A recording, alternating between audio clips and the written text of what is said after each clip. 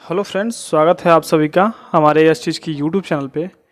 और हम लोग आज बीएससी फर्स्ट ईयर का जो वीडियो है या इसको लेक्चर आप कह सकते हो, इसको हम लोग कंटिन्यू करेंगे। इसके पहले हम लोगों ने 2 वीडियो इसके ऊपर कर लिया है। पहले वीडियो में हम लोगों ने इसका इंट्रोडक्शन पार्ट किया था। एंड सेकेंड वीडियो में हम लोगों ने factor affecting rate of reaction ये चीज़ करी थी। पहले वीडियो में हम लोगों ने introduction of rate reaction actually होता क्या है वो चीज़ देखा। दूसरे वीडियो में हम लोगों ने उसके फैक्टर अफेक्टिंग देखी, कौन कौन से फैक्टर थे जो रिएक्शन के रेट को क्या कर रहे थे, डिस्टर्ब कर रहे थे। ठीक है, या ऐसे कर सकते हो उनकी स्पीड को घटा रहे थे, बढ़ा रहे थे, तो वो फैक्टर थे। आज एक बहुत ही इंपॉर्टेंट लॉ के ऊपर हम डिस्कस करेंगे आपके साथ। आपकी स्क्रीन पे दिख रहा है, पहला जो है लॉ ऑफ मास एक्शन, और इसी के बाद एक और लॉ आया जिसको आप कहते हो रेट लॉ। तो यानी हम 2 लॉ के ऊपर आज डिस्कस करने वाले हैं और एकदम इसका डेप्थ में जाके इसकी कॉन्सेप्ट को सीखेंगे कि लॉ ऑफ मास एक्शन क्या कहता है और रेट लॉ क्या होता है। ठीक है, तो चलिए शुरू करते हैं लॉ ऑफ मास एक्शन। देखो, लॉ ऑफ मास एक्शन को डिफाइन पहले किसने किया था? गुल्डबर्ग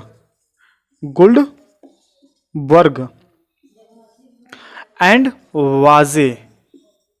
ठीक है, गुल्डबर्ग एंड वाजे 1864 में इन्होंने एक डिफिनेशन प्रोवाइड किया और इन्होंने बताया कि कोई भी अगर रिएक्शन है, जैसे सपोज करिए कि अगर मान लीजिए ए प्लस बी ये आपस में मिलकर के सी का निर्माण करते हैं, तो इन्होंने क्या बताया? लॉ ऑफ मास एक्शन जिसको गुल्डबर्ग और वेजे ने दिया। इन्होंने ये बताया जो रिएक्शन का स्पीड है, जो इस रिएक्शन का रेट है, वह कैसे डिफाइन है। उन्होंने कहा कि जो रेट ऑफ रिएक्शन है वो कहा कि डायरेक्टली प्रोपोर्शनल टू, देखो उन्होंने बोल दिया कि rate of reaction directly proportional to concentration of A and concentration of B. इसी को हम कहते हैं क्या? एक्टिव मास भी कहते हैं। क्या कहते हैं? एक्टिव मास भी कह सकते हैं या मोलर कंसंट्रेशन कह सकते हो। एक्टिव मास ही को सबसे सुपीरियर रहेगा, एक्टिव मास या मोलर मास। ठीक है, इन्होंने कहा कि जो किसी भी अभिक्रिया के लिए जो रेट ऑफ रिएक्शन है, किसी भी रिएक्शन के लिए जो रेट ऑफ रिएक्शन है वह directly proportional to molar concentration active mass of A and active mass of B. समझ आ रहा है? Active mass of A and active mass of B. अब ये एक्टिव मास क्या होता है? पहले आपको इसको समझना पड़ेगा कि एक्टिव मास क्या होता है। देखो, एक्टिव मास वो होता है कि ए का जो मास है या बी का जो मास है, इसका जो मास रिएक्शन में पार्टिसिपेट कर रहा है। समझ आया? जैसे अगर इसको मैं अच्छे तरीके से आपको समझाऊं तो मान लो कि अगर इस कंटेनर में आपका रिएक्शन हो रहा है, सपोज करो इसमें आपका नाइट्रोजन और हाइड्रोजन ये दोनों मिलकर इस कंटेनर में रिएक्शन कर रहे हैं और यहां से नीचे से हमको अमोनिया गैस बाहर रिलीज हो रही है। समझ आ रहा है कि बाहर रिलीज हो रही है। ठीक, तो एक्टिव मास क्या कहता है कि जो नाइट्रोजन और हाइड्रोजन का जो मास है ना, मास कह सकते हैं, नाइट्रोजन और हाइड्रोजन का जो मास है, वह मास जो इस रिएक्शन में अमोनिया के बनाने में फॉर्मेशन मतलब क्या कर रहा है, अपना योगदान दे रहा है, वही मोलर मास कहलाता है, एक्टिव मास कहला सकता है। इसको मोलर मास भी कहते हैं। उन्होंने कहा कि पूरी तरह से नाइट्रोजन और हाइड्रोजन रिएक्शन में पार्टिसिपेट नहीं लेते हैं। नाइट्रोजन का कुछ हिस्सा, हाइड्रोजन का कुछ हिस्सा बच जाता है, लेकिन जो रिएक्शन में पार्टिसिपेट लेता है उसको हम एक्टिव मास बोलते हैं। एक्टिव मास है, वो एकदम सक्रिय है, रिएक्शन में क्या कर रहा है, पार्टिसिपेट ले रहा है, तो उसको हम एक्टिव मास बोलेंगे। तो एक्टिव मास की आपको फीलिंग आनी चाहिए कि एक्टिव मास क्या कहता है। एक्टिव मास वो कहता है कि ए और बी के जितने मास रिएक्शन में पार्टिसिपेट कर रहे हैं वही उसका एक्टिव मास कहलाएगा। तो इस यहां से एक कंक्लूजन निकलता कि यार रिएक्शन में कोई अगर रिएक्टेंट है तो वह पूरी तरीके से आपस में रिएक्शन नहीं करता, उसका जो हिस्सा रिएक्शन करता है उसको हम एक्टिव मास बोलेंगे। तो उन्होंने डिफाइन कर दिया कि जो रेट ऑफ रिएक्शन है वो directly proportional to A and B. मतलब अब यहां से ऐसे समझ सकते हो, ये तो आपने समझ लिया एक्टिव मास। अगर आप एक्टिव मास बढ़ाते जाओ तो हमारा रिएक्शन का जो स्पीड है, जो रेट है, वो क्या हो जाएगा, बढ़ता जाएगा। समझ आ रहा है? तो गुल्डबर्ग एंड वाजे ने बस इतना ही बताया लॉ ऑफ मास एक्शन के द्वारा। उन्होंने कहा कि किसी भी रिएक्शन में जो हमारा कोई रिएक्शन होता है उसमें जो रिएक्टेंट के मॉलिक्यूल पार्टिसिपेट लेते हैं उनका जो हिस्सा उस रिएक्शन में पार्टिसिपेट करता है वो हमारा एक्टिव मास कहलाता है। और वो कैसे डिपेंड है? Rate of reaction is directly proportional to active mass of A and active mass of B. कहने का मतलब सीधा सा, अगर ए और बी को आप बढ़ाते जाओ तो ऑटोमेटिकली आपका सी बढ़ेगा। तो ये दोनों क्या हुए? एक दूसरे के प्रोपोर्शनल हुए। समझ आ रहा है? बहुत आसान सा एग्जाम्पल है। जैसे कि मान लीजिए अपन क्या करते घर में, चीनी, बहुत ही आसान एग्जाम्पल है, और पानी आपस में हम मिक्स करते हैं और हमको क्या बनाते हैं? हम लोग शरबत बनाते हैं। तो यार ये बताओ, चीनी और पानी को बढ़ाते जाओगे अपना शरबत तो बनता जाएगा। तो ये रिएक्शन तो क्या हो रहा है? बढ़ रहा है। इस रिएक्शन की स्पीड बढ़ रही है। अगर आप चीनी और पानी को मिक्स करते जाओ आपका शरबत बनता जाएगा। इन दोनों की क्या हो जाएगी? जो रेट ऑफ रिएक्शन है वो क्या हो जाएगी? बढ़ जाएगी। अगर और अच्छे से केमिकली आप इसको समझना चाहते हो तो मान लो ये है हमारे क्या, हाइड्रोजन गैस, और इससे मिला है ऑक्सीजन गैस। ये दोनों मिलकर क्या बनाते हैं? वाटर मॉलिक्यूल बनाते हैं। तो यार अगर तुम हाइड्रोजन को बढ़ाओगे, ऑक्सीजन को बढ़ाओगे तो वाटर भी तो बढ़ेगा। तो वही कहा है कि rate of reaction directly proportional to active mass of A and active mass of B. जैसे अगर मैं किसी रिएक्शन के लिए लूँ तो चलो वाटर के लिए लेता हूँ। ऑक्सीजन और हाइड्रोजन आपस में मिक्स करके क्या बनाते हैं? EH2O बनाते हैं। समझने के लिए आप रिएक्शन को बैलेंस कर लेना। तो rate of reaction is directly proportional to concentration of active mass of hydrogen and active mass of oxygen. यानी हाइड्रोजन और ऑक्सीजन को आप मिलाते जाओ तो आपका पानी जो बनने का दर है वो बढ़ता जाएगा और रिएक्शन की स्पीड बढ़ जाएगी। और जब हाइड्रोजन और ऑक्सीजन कम हो जाएंगे तो रिएक्शन की स्पीड कम हो जाएगी। समझ आ गया? तो बहुत आसान था कि लॉ ऑफ मास एक्शन यही कहता है कि rate of reaction is directly proportional to active mass of A and active mass of B. A और बी कुछ भी हो सकते हैं जो रिएक्टेंट को शो करते हैं। बोलो बात क्लियर? अच्छा, अगर यहाँ तक आपको क्लियर हो गई तो जो हमने अगर किसी जनरल इक्वेशन के लिए हमने लिखा था, मान लो हमने लिखा आर, मतलब आर जो है रेट ऑफ रिएक्शन है active mass of A and active mass of B. तो प्रोपोर्शनलिटी हटाता तो हम कोई कांस्टेंट सा लगाते हैं। तो आर को हटाया तो हमने प्रोपोर्शनल को हटाया तो के लगा लिया। तो active mass of A and active mass of B where K ये क्या है? यह रेट कांस्टेंट है। Constant, rate constant. तो लॉ ऑफ मास एक्शन आप समझ गए होंगे कि क्या होता है।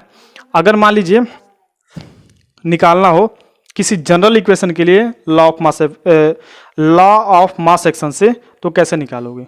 जैसे सपोज करो कि मेरे पास हमने कोई जनरल इक्वेशन ले लिया। जैसे कि अगर आपको समझना है तो ये ले लो। जैसे मान लो हमने ले लिया 2a + b, ये बन रहा है, कोई प्रोडक्ट बन रहा है। अगर यहाँ पे लॉ ऑफ मास एक्शन लगाओगे तो क्या है? अच्छा, एक्चुअली में a क्या है? a अगर 2 है तो दो a मिल के बने होंगे। तो क्या हम लोग इसको ऐसे भी लिख सकते हैं a + b converted to p? तो लॉ ऑफ मास एक्शन कहता है कि रेट ऑफ रिएक्शन है वह directly proportional to active mass of reactant molecules. Reactant में जितने मॉलिक्यूल्स हैं वो ले सकते हो। तो हमने कर दिया एक्टिव मास ऑफ ए, फिर एक्टिव मास ऑफ ए क्योंकि ए हमारे पास 2 है, और एक्टिव मास ऑफ बी। अच्छा, मैथ में आप लोग पढ़े होंगे कि जब आधार इक्वल होता है तो उनके पास जो घात होते हैं वो क्या होते हैं? जुड़ जाते हैं। तो इसके पास कुछ नहीं तो 1 1 है। तो रेट इज, अगर यहाँ पे हम लोग इक्वल लगाया तो के लगा लो कांस्टेंट। तो R = के a टू दी पावर कितना हो गया? यहाँ पे 1 1 जुड़ जाएगा तो 1 1 2 हो गया, और b के पावर कितना हो गया? 1 हो गया। तो इस इक्वेशन के लिए या किसी भी जनरल इक्वेशन के लिए जो आप लॉ ऑफ मास एक्शन के तहत उसका रेट निकालना चाहो तो बहुत ही आसानी से निकाल सकते हो। तो यहाँ से हमको एक चीज़ सीखने को मिली कि चलो भाई कोई और इक्वेशन ले लेते हैं। जैसे मान लो हमने लिया 3a + 2b, ये कन्वर्ट होता है p में। तो अगर इसके लिए आप रेट निकालते हो तो रेट इज इक्वल टू के। अब a कितना है? 3, तो a हमारा 3 हो जाएगा। b कितना है? 2, तो b के ऊपर क्या लगा लो? 2 लगा लो। बोलो बात समझ में आ गई कि नहीं आ गई? बहुत आसान है। तो यहाँ से एक कंक्लूजन ये निकलता है कि अगर आप लॉ ऑफ मास एक्शन के अकॉर्डिंग किसी भी इक्वेशन का अगर रेट निकालते हो तो रिएक्टेंट मॉलिक्यूल्स के जितने भी कोफिशिएंट होते हैं, ये जितने भी कोफिशिएंट हैं, ये इसके ऊपर आके क्या हो जाएंगे, पावर ले लेंगे। और मैंने आपको कॉन्सेप्चुअली ये भी आपको समझा दिया कि कॉन्सेप्ट के थ्रू आप कैसे इसको कन्वर्ट कर सकते हो। चलो एक और क्वेश्चन करते हैं। देखो जितना इस पे प्रैक्टिस करोगे उतना ही जाएगा। हमने लिया 4a + 6b, ये कन्वर्ट हो रहा है किसी p में, तो इसको आपको लिखना है, इसका निकालना है आपको रेट, किसके according, law of mass action के अकॉर्डिंग। तो चल भाई, R is directly proportional to concentration of A कितना है 4, तो 4 लगा लो।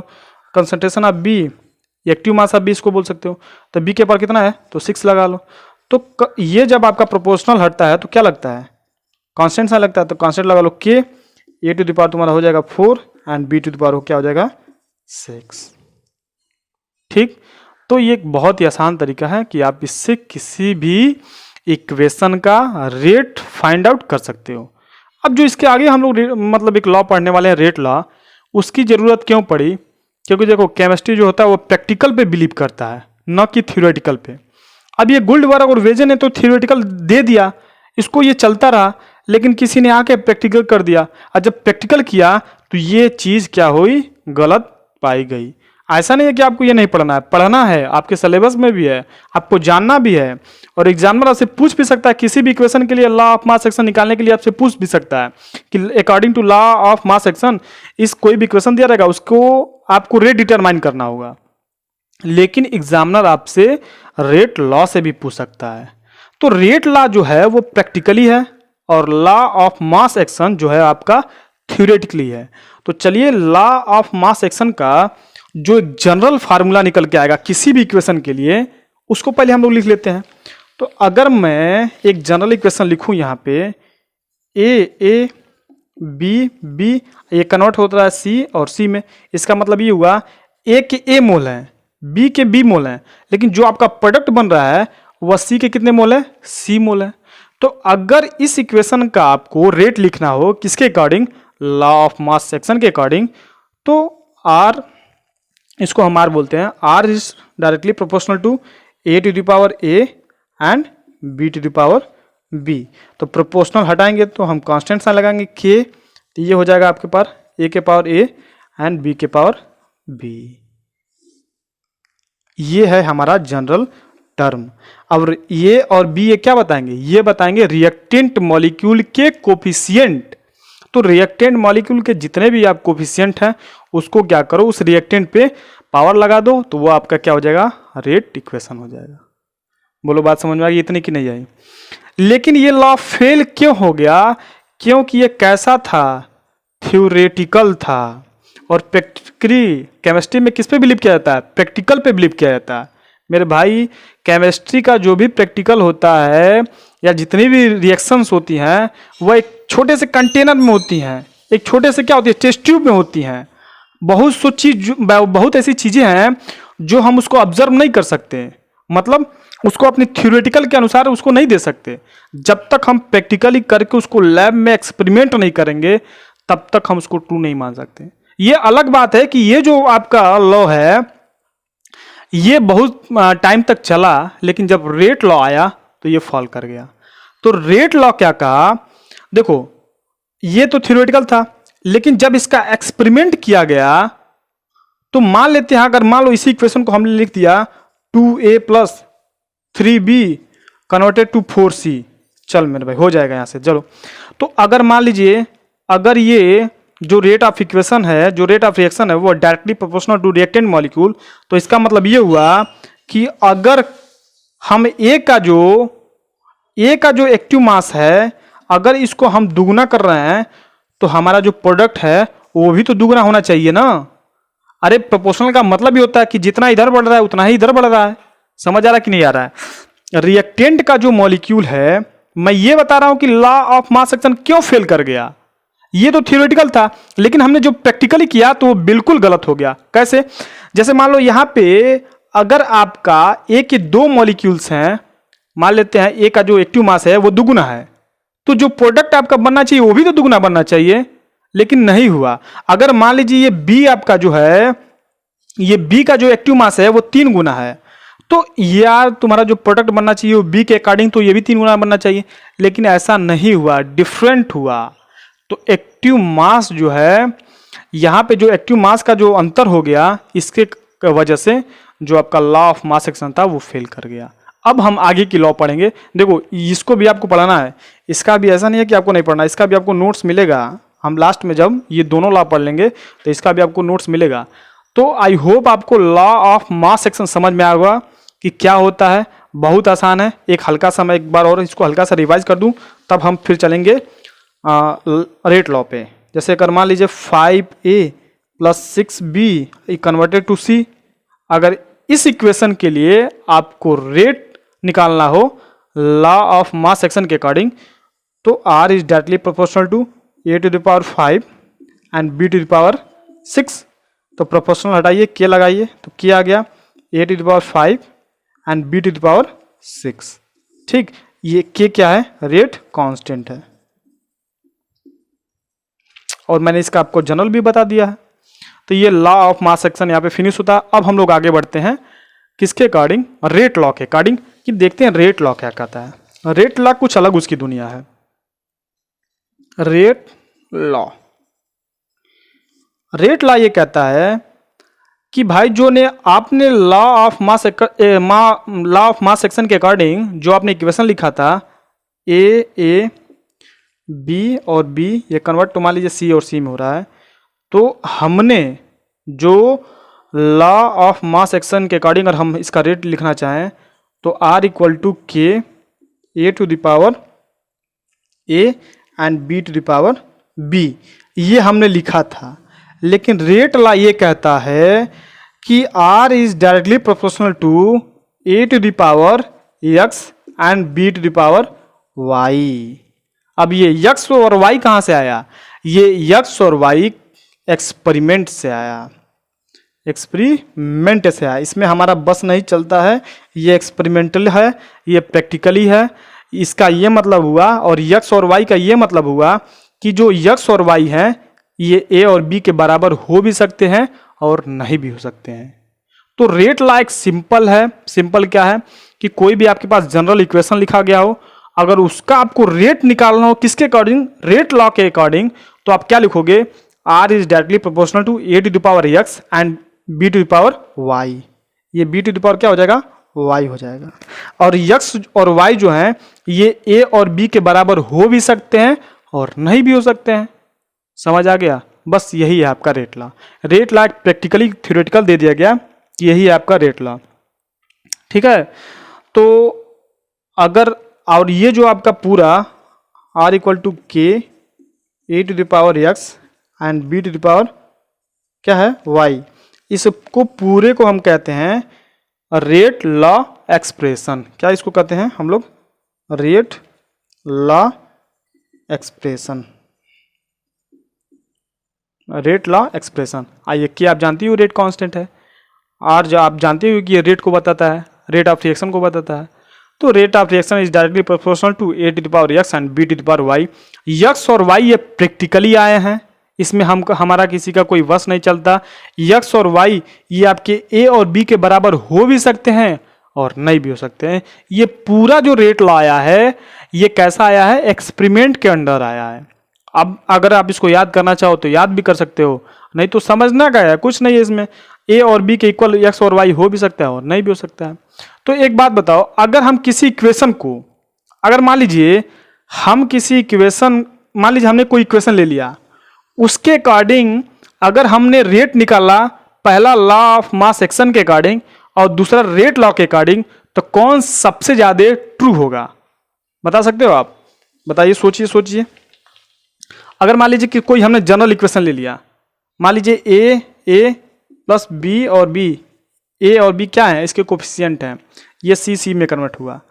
अगर हम इसी का लॉ ऑफ मास एक्शन के अकॉर्डिंग रेट निकालते हैं तो R = K a⁴ and b⁴b।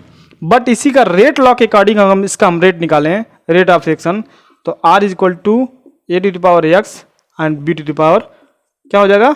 y। इन दोनों में कौन ट्रू है? ये हमारा थ्योरेटिकल है, ये हमारा प्रैक्टिकल ही है। तो केमिस्ट्री में किस पे बिलीव किया जाता है? प्रैक्टिकल पे। तो ये हमारा क्या हो जाएगा, इसको हम मान्य देंगे, मतलब इसको हम सपोज करेंगे और इसको हम सपोज नहीं करेंगे। तो जहां कहीं भी अगर आप किसी इक्वेशन में रेट निकाल रहे हो तो किससे आप निकालोगे? रेट लॉ से निकालोगे। अब पूछोगे सर ये एक्स और वाई का मान हम कहां से लाएंगे, कैसे हमको पता चलेगा? तो वहां पे आपको क्या रहेगा, नोट करके ये एक्स और वाई का जो मान है वो आपके पेपर में दिया गया रहेगा कि इसका जो मान है इतना है। बात समझ में आ गई कि नहीं आ गई? आ गई होगी। कि जो आप एक्स और वाई का अगर मान ढूंढोगे कि सर हम तो थोड़ी ना कि अगर एग्जाम में हम प्रैक्टिकल करेंगे भाई एक्स और वाई का मान हम देखेंगे, नहीं नहीं, आपको वहां पे नहीं दिखना है। आपको वहां पे एग्जामिनर आपको वहां पे नोट करके दिया रहेगा कि देखिए भाई एक्स और वाई का मान यहाँ पे है, आप कैलकुलेट करिए। अदरवाइज अगर लॉ ऑफ मास सेक्शन के ऊपर जाते हो तो उसमें किसी एक्स और वाई की जरूरत नहीं है, क्योंकि आपको ए और बी वहां पे दिख रहा होगा, दिखेगा वहां पे ए और बी। तो ए और बी का सट यहाँ पे क्या करोगे, तुरंत मान उठा के रख दोगे। ठीक है, तो आज हमने डिस्कस किया क्या, रेट लॉ और लॉ ऑफ मास सेक्शन। ठीक है, अब इसके आगे एक नया जो टर्म आने वाला है, ऑर्डर ऑफ रिएक्शन, बहुत इंपॉर्टेंट है। और केमिकल काइनेटिक यहां तक तो बेसिक है, यहां तक तो आपको बेसिक के अकॉर्डिंग समझना पड़ेगा। लेकिन अब जो आपका आने वाला है ऑर्डर ऑफ रिएक्शन, वो बहुत इंपॉर्टेंट है। ऑर्डर ऑफ रिएक्शन क्या है? ऑर्डर ऑफ जो रिएक्शन है, देखो अगर मैं अभी इस ऑर्डर ऑफ रिएक्शन की बात करूं, इसको हम आगे डिस्कस करेंगे। ऑर्डर ऑफ रिएक्शन की हम बात करें तो ऑर्डर ऑफ रिएक्शन क्या है, ये जो आप रेट लॉ निकाल रहे हो ना, रेट लॉ के ऊपर जो कोफिशिएंट है, इन दोनों को अगर हम लोग ऐड कर दें तो यही हमारा क्या कहलाएगा, ऑर्डर ऑफ रिएक्शन कहलाएगा।